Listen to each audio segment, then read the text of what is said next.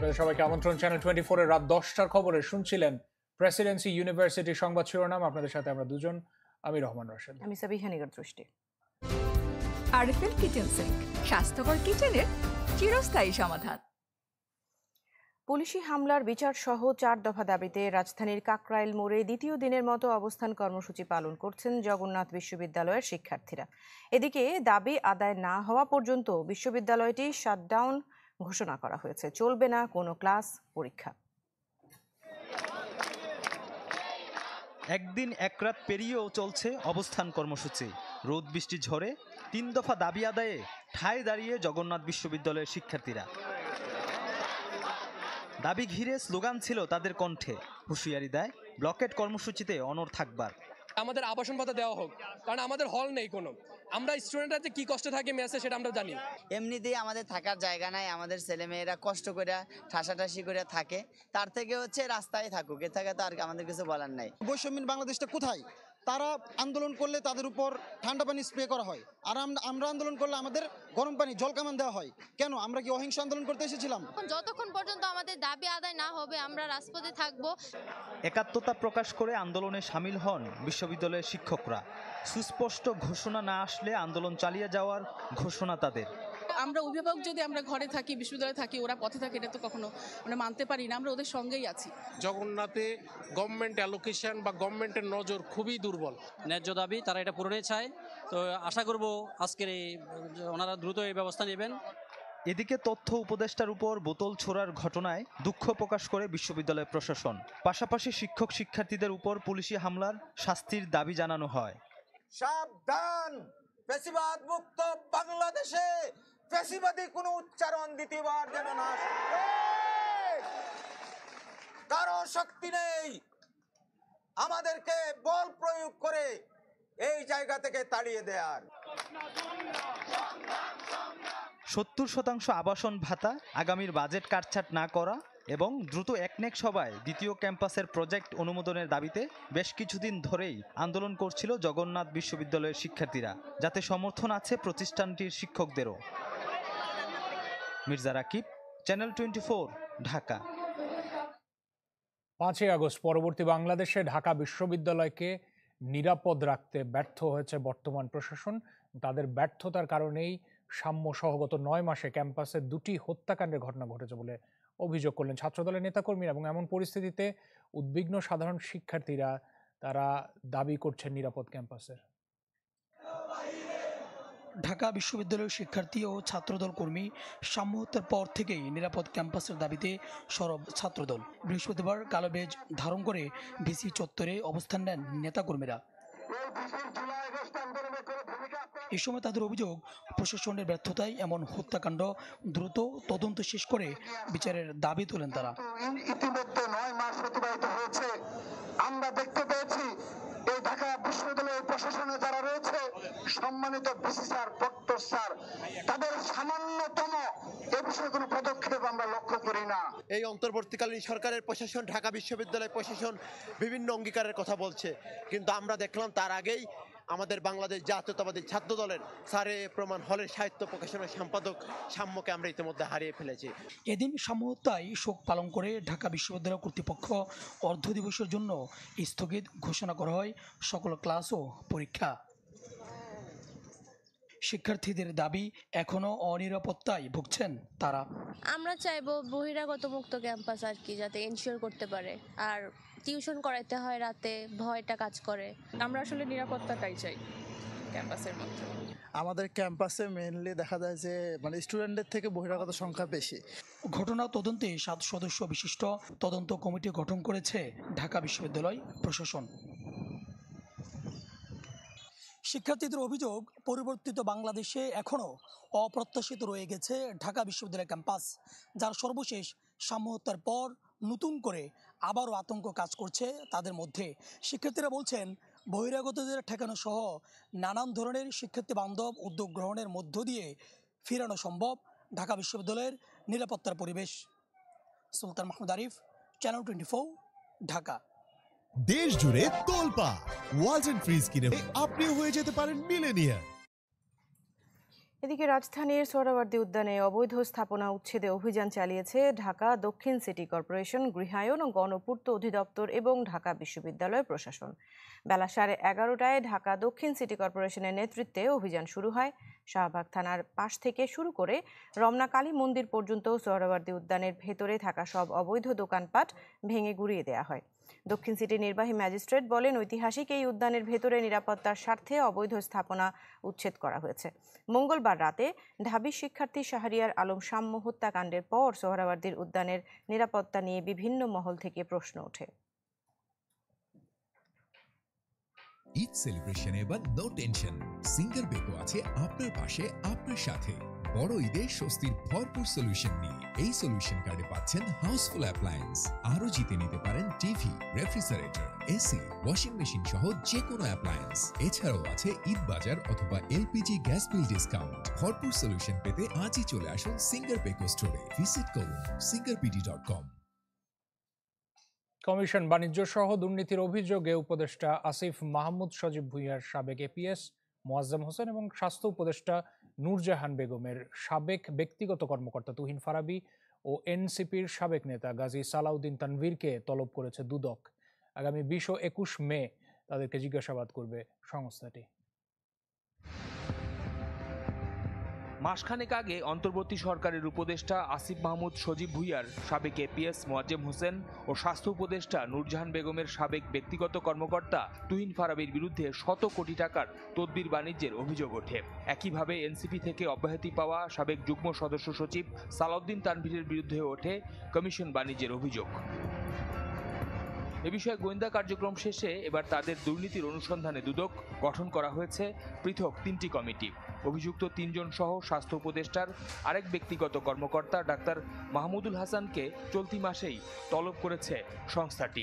তদবির বাণিজ্য, চাঁদাবাজি, টেন্ডার বাণিজ্য সহ নানাবিধ অনিয়ম এবং দুর্নীতির মাধ্যমে অবৈধ সম্পদ অর্জনের অভিযোগের বিষয়েও অনুসন্ধান কার্যক্রম শুরু হয়েছে এবং ইতিমধ্যে অনুসন্ধান দল তাদের কার্যক্রম শুরু করেছেন এবং বিভিন্ন দপ্তরে চাহিদাপত্র দিয়েছেন রেকর্ডপত্র সরবরাহের জন্য এবং অভিযোগ সংশ্লিষ্ট ব্যক্তিদের জিজ্ঞাসাবাদের জন্য পত্র প্রেরণ করেছেন।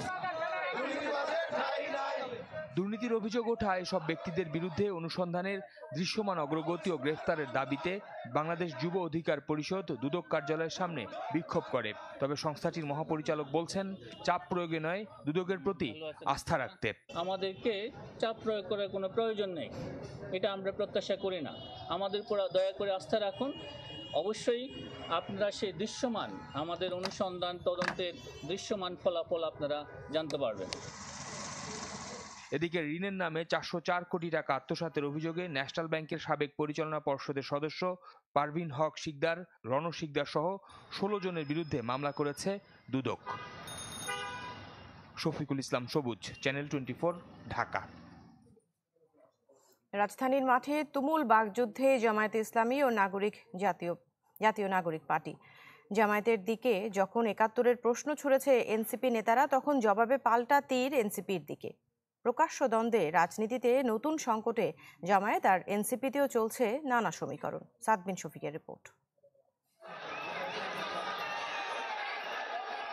স্বৈরাচার বিরোধী গণ অভ্যুত্থানে এক কাতারে এসে আন্দোলনে নেমেছিলেন বিভিন্ন দলমত পথের মানুষ। তবে ক্রেডিট নেয়ার প্রতিযোগিতা অনেকটাই বিভক্ত করে সেই ঐক্যকে।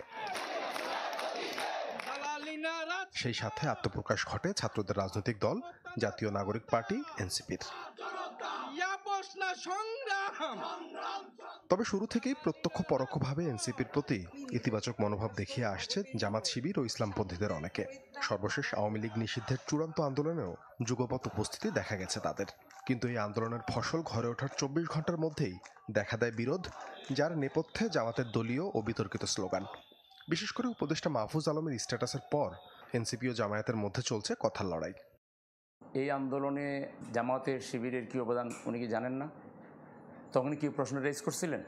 এই যে গত পরশু তার আগের 2-3 দিন যে আন্দোলন হলো, জামায়াত শিবির সেখানে ছিল না, তো আগে প্রশ্নটা তুলতেন। প্রশ্নটা বিজয় হওয়ার পরে কেন? ব্যাপারটা তো এমন না যে ইস্যুটা আমার, আপনি এসে আমাকে হেল্প করেছেন। স্বৈরাচার বিরোধিতা কি আপনার ইস্যু না? আওয়ামী লীগকে ব্যান করতে হবে এটা কি আপনার ইস্যু না? ফলে আপনি আপনার কারণে এসেছেন, আমাকে হেল্প করতে আসেন নাই। আপনার ওইটা আমি ডাক দিয়েছি, কিন্তু আপনার ইস্যু আপনি এসে দাঁড়িয়েছেন। আপনার যদি ইস্যু না হতো, শুধু আপনি এত ভালো আবার আপনি না যে আপনি আমাকে হেল্প করার জন্য আসবেন শুধু। চলমান তর্ককে জামায়াত পুরাতন কাসুন্দি ঘাটার সাথে তুলনা করলেও এনসিপি বলছে ৭১ প্রশ্নে আপোষ নয়। এটা ডিসাইডেড ম্যাটার। এগুলো টেনে আনার অর্থ হইল আওয়ামী বয়ানকে টেনে আনা। এটা উনি বুঝে বলছেন না বুঝে বলছেন, এটা যে ওনার বিরুদ্ধেই গেল, ওনাদের দলের বিরুদ্ধেই গেল। আমরা তো পারতাম দলীয় স্লোগান দিতে, আমরা দিলাম না কেন? এনসিপি জিন্দাবাদ এটা আমরা বলতে পারতাম বিভিন্ন স্লোগানের। আপনি একবারও দেখেছেন এরকম একটা স্লোগান এনসিপি দিয়েছে? দেয় নাই। তাহলে আপনি কেন দলীয় স্লোগান দিবেন? আপনি কেন দলীয় সঙ্গীত গাইবেন? তাহলে আপনি এটা করে তো আপনি আসলে জেন্টলসম্যান এগ্রিমেন্টটা ভঙ্গ করেছেন। তবে উদ্ভূত পরিস্থিতিতে এনসিপি মনে করে মতবিরোধ থাকলেও রাজনীতির কৌশলগত প্রয়োজনে একসাথে মাঠে নামতে তা প্রতিবন্ধকতা তৈরি করবে না। কোনো বিবেক সম্পন্ন কাণ্ডজ্ঞান সম্পন্ন মানুষ আজকের জেনারেশন একটা ছেলে ৭১ গণহত্যার দায় নিয়ে কেন বেরাবে? কিন্তু এই দলে থাকলে আপনাকে এটা নিয়ে বেড়াতে হচ্ছে। ফলে দলেরই উচিত যে এটার অবস্থান পরিষ্কার করা, সেটা আমরা আমাদের জায়গা থেকে বলেছি। এর বাইরে রাজনৈতিক কৌশলগত নানা ধরনের, আমরা তো এখনও কোনো নির্বাচনী জোট কারোর সাথে করি নাই, কিন্তু রাজনৈতিক কৌশলগত আন্দোলন কেন্দ্রিক কোনো যদি মানে ঐক্যমত থাকে, সেটা নিয়ে কোনো সমস্যা হবে বলে আমার কাছে মনে হয় না। কেউ যদি মনে করেন যে আমি সব, আমরা যা বলবো তাই হবে, কোশ্চেনকালেও হবে না। তাতে যেটা দাঁড়াবে যে এর সুযোগ অন্য কেউ নিতে পারে, দেশে আবার একটা আনস্টেবল সিচুয়েশন তৈরি হতে পারে, এনার্কি ক্রিয়েট হতে পারে। যার যার আদর্শিক অবস্থানে অনড় থাকলেও কোনো তৃতীয় পক্ষ যেন সুযোগ নিতে না পারে সে ব্যাপারে সজাগ থাকার কথা বলছে দুই দলই। সাদ বিন শফিক, চ্যানেল 24, ঢাকা। সময় হলো একটা বিরতি, সাথেই থাকুন, ফিরছি কিছুক্ষণ পর।